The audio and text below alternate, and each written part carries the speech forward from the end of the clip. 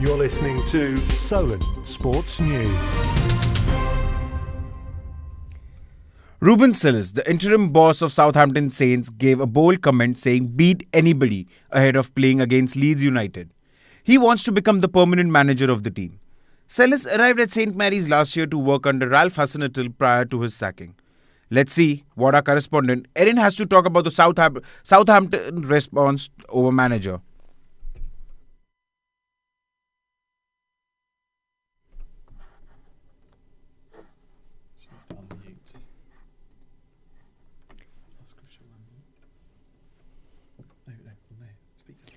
Erin?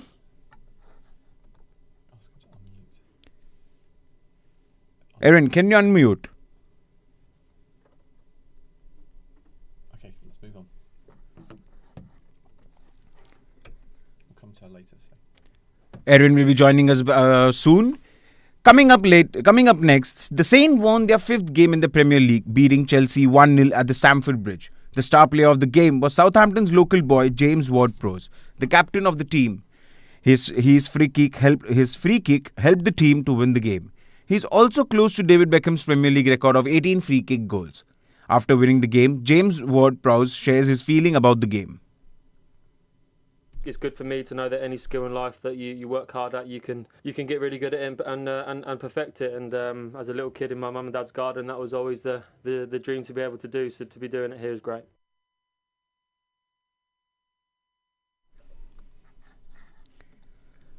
Liverpool faces Real Madrid tomorrow in the Champions League game, but there is a risk of suspension of the Trent Alexander-Arnold. Trent was given a yellow in the previous two matches. Next comes Tottenham win against West Ham on Sunday by 2-0. Emerson and Sean scored goals for the team they needed. They needed this win because the team was not in the form, says Kane. Whenever you've lost a couple games or things haven't gone quite well, maybe the leaders in the team or the more experienced players in the team like to talk and try and help the situation as much as possible with the staff and with the coaches. So, we've done that. Now we are back. So Erin is back with us. So Erin, what does the Southampton says about the manager trouble? Thank you, Malhar. So I'm standing just outside the Northam stand at St Mary's Stadium on a fairly quiet afternoon. And this is the place where there's been a lot of speculation about the new leadership of the Saints. Since Nathan Jones' recent departure, Ruben Sellers has been acting as interim manager of the club. But after failed talks with ex-Leeds manager Jesse Marsh to take on the role, all eyes are on Sellers for the permanent job. Earlier on, I spoke to some Southampton fans to see who they think should be the new manager. We played this final. I think it's early days at the moment. I didn't watch it back since since then. They had a good game the other day. I think, give him a chance, see how he does. But I think it's important that it happens soon because we're at the bottom of the table. I think Southampton, the new coach, interim coach, I've heard good things about him. I think he's a really up-and-coming coach. Has a possibility of being a full-time manager, so he seems a good. To be honest, I thought Jesse Marsh was a fit because I think his style of football suits Southampton, but apparently that's not on the cards now. But if they have another chance, I think Marsh is a really good fit for the role. So the fans feel there are other contenders who'd be more suitable for their club. I also spoke to Saints writer at The Athletic, Jacob Tanswell, who seemed to disagree. That's not. I look at a manager because I'm a manager. Doesn't matter what's the position that I have. So that's one thing. The second thing will be, it's not for. Ruben Sellers is someone that they've liked for a long, long time. Even if they do go down, perhaps he could be the one that brings it back up as there's a long-term feeling there. But what you got to remember is Southampton have had two managers and they've spent a lot of money on hiring and firing managers. I think it makes sense for all parties for Ruben Sellers to be the manager. The players really like him, fans really like him, and if you want a short-term fix and a guy that can make an instant impact, well, he's already proven it, hasn't he? So yeah, I think he's probably the ideal man. So it seems there are mixed feelings on who should be in charge of the Saints for the rest of the season, and Sellers himself hasn't given much away either. That's not. I look at a manager because I'm a manager. Doesn't matter what's the position that I have. So that's one thing. The second thing will be, it's not for me, not for today. We have a fantastic week of work. We show what we can do, and then we will see tomorrow. So there you have it. The people of Southampton can't seem to decide whether Sellers should go or move up to the position permanently. That's all we. Let's hope we find out a definitive answer soon. That's all from me here at St Mary's. Back to you, Malha. Thank you, Erin. Coming back, Tottenham win against West Ham on Sunday by 2-0. Emerson and Sean scored goals for the team. They needed this. They needed this win because team was not in the form, says Kane. Whenever you've lost a couple games or things haven't gone quite well, maybe the leaders in the team or the more experienced players in the team like to talk and try and help the situation as much as possible with the staff and with the coaches. So, we've done that. Manchester United versus Leicester. Manchester United have moved within 3 points of the second place Manchester City in the Premier League with a 3-0 victory at home to Leicester. Erin Ten Hag's men are again 5 points behind Arsenal. Marcus Rashford scored twice at Old Trafford to take his tally to 24 for the season. Rashford says they didn't perform that well in the first half but improved after the break. You know, we found people in pockets, found Bruno in pockets, Fred, and they're creating chances for us. So we need to try and look to do that from the beginning. But it's also a positive that we're not playing at our best and we're going at half time a goal up. So definitely stuff to improve on and learn from. But overall, a good day. More on football, here is our reporter Will with a local sports story. Right, so the game's this. Last weekend I went down to visit Matt Beckingham, who is a football youth coach in Southampton. I've been coaching since 1999, I think, so I've now gone on and got my B licence, and yeah, a good 20 years, but thoroughly enjoy it. There's sort of two parts to what we do. So you've got Learning Through Sport that's been going since 2006, and that is incorporating a lot of the school stuff. So we do a lot of PE lessons, we do after school clubs, and then we've got Monday night and Saturday morning sessions, which are mixed ability, but you know, it's just kids come along, fall in love with the game. And then on the flip side of that, we've got our own development centres. So we've got a futsal session that runs on a Tuesday night, and then we've got a development centre based up in Basingstoke that caters for under 6s all the way up to under 13s. I spoke to some of the parents about what Matt's course is doing for their children. Well, the social skills and him meeting new friends, the physical side of it. We live in a flat as well, so it's quite good that he gets out and does like some physical activities and stuff, and he loves it. It builds her confidence. It gets her active, which is a good thing. Most kids sit on their phone all the time now, so yeah, it's really good. We work with a local charity called SO18 Local. They subsidise a lot of what we do.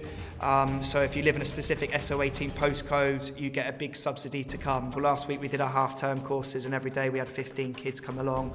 Our normal price is £12 a day, and they can come along for £6 a day. So yeah, we'd like to think that we do a lot in the local community for definite. I had lots of good ratings, and the price is absolutely amazing. It's very local to us, and the guys are lovely. Yeah, it gives them something to do. Yeah, there's not enough of this at the minute for the kids, in my opinion. It's really good. It gets them out. Talking about cricket, England have taken a 1-0 lead in the Test series against New Zealand. They have won their 10th victory under Ben Stokes' captaincy. Ben Stokes, the captain of the team, also praised the team after the win. It's a great thing to be thinking about going forward. The amount of world-class players that we've got. Not only here at the moment, but also sat at home, recovering from injuries or whatever it may be, getting their workloads up and stuff like that. Don't like to look too far ahead, but I think it'll be a good crop of players to be able to choose from when we come to the Ashes. England women team beat India by 11 runs to stay top of the group of 2 of T20 World Cup. The team have left Pakistan to play in the group stage. England women team hopes that they can beat Pakistan and Australia as well as in the upcoming games. They are showing positive signs, and I genuinely feel they are capable of beating Australia, said by former England spinner Alex Hartley. Current going live match, India vs Ireland, who are currently playing live from St George Oval in the Port Elizabeth. India won the toss and elect to bat. Smriti Mandhana's 87 guides India to 155 for 6 wickets after 20 overs. Boxing is in Southampton, but not just any type of boxing, but boxing with some funk. Liu has more on the story. 1 and 2 and 3 and 4. 1 and 2 and 3 and 4. Do it. 1 and 2. This is the noise of funky fit boxing, a type of boxing and fitness to a rhythm. Frank, aka Mr. Funky Fit, spoke a bit on the sport. Funky boxing is a group exercise, a type of boxing that anybody can do. So it's fitness boxing. So it allows people to go and punch, and 5 minutes, 10 minutes, 20 minutes, they can go in and punch because it relieves pent-up stress. It's important because every single one of us have got a curl inside. We've got a stress tension, and whenever you punch or you box, it's quite a natural reaction for every human being to go or to want to feel like punching. So whenever you punch something, it makes you feel better. Okay, so the most important thing is to organize and get something that's not going to hurt you, and be in a structured environment, and also do it with other people to music. Frank isn't the only one involved in Funky Fit Boxing, but some of the instructors and participants also shared their experiences. It's been amazing. We've learned a lot, and we're motivated to help these ladies get fit and at the same time have fun. It's really good for your mental health. It's really good for the atmosphere you breathe in, and it's got non-stop, so you're all giving it your all. I'm here to learn how to box and meet new friends and teach people. My favorite part is to learn how to do it, really, because I've been following Frank on Facebook, and I've never had the chance to do this. Well, at least now I am one of his members, so I am happy to be part of the group and to be able to help other women. It's very motivated, aren't we? We're in there telling them you can do it. And you have a lot of fun. The children loved it, and we all loved it, and we want to continue it. Frank said that Funky Fit Boxing is beneficial to the community and is catered towards everybody and not just the pros. The ethos of Funky Fit Boxing is that you don't have to look like a professional boxer. You don't have to come in and you don't want to knock the pads out. You can just be anybody. So the idea of setting it up was to allow the everyday people, the mom taking her kids to school, of the dad or the person that doesn't want to walk into a boxing gym with loads of sweaty guys, they can come into this environment and actually experience it. And the kids, as you've seen, we've got a lot of kids having fun. So really the idea is to be able to get everybody gaining access to punching so that they can stress release, and also it's good for mental health. So, Funky Fit Boxing may be something to consider, especially if you want to have some fun and knock out some calories and stress. I love Funky Fit Boxing. Bye!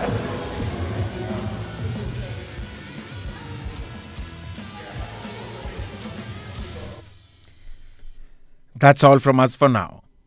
Thank you for listening to Solent Sports News. Remember, you can keep up to date on our website solentjournalism.co.uk.